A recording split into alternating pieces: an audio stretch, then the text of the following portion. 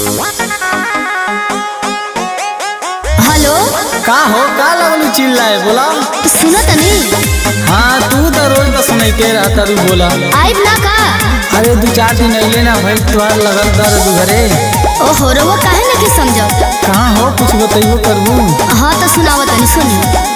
नान्हे उम्र में करैल गबनवा तबो कहेला कि माने न मनवा। अरे सुनो लगलू नटंकी करे। नान्हे उम्र में करैल गबनवा तबो कहेला कि माने न मनवा। जाके बस गुजरात में एहो बोले मत है बड़ी याद कौरी उठे दर्द आधी रात में।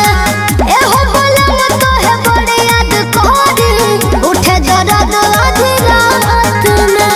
तोहरा जवानी में लागल बायगिया अइली कमाए पलट जाई भगिया। तनी बर्दाश्त कर। तोहरा जवानी में लागल बायगिया अइली कमाए पलट जाई भगिया। काहे उठे कमर में दर्दिया।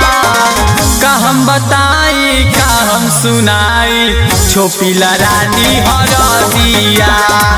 का हम बताई का हम सुनाई छोपिला रानी हरदिया।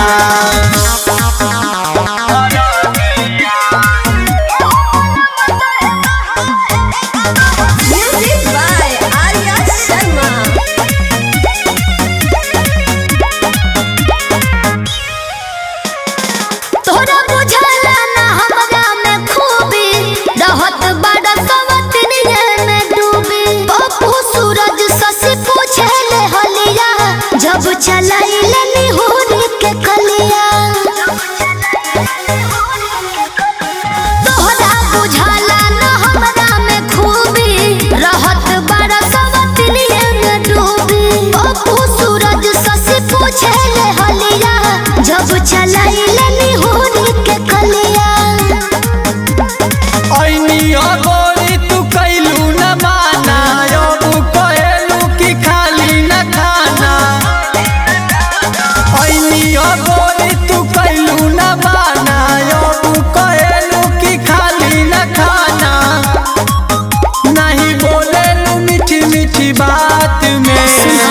एहो बोले मत है बड़ी याद कौरी उठे दर्द आधी रात में। का हम बताई का हम सुनाई छोपिला रानी हरदिया।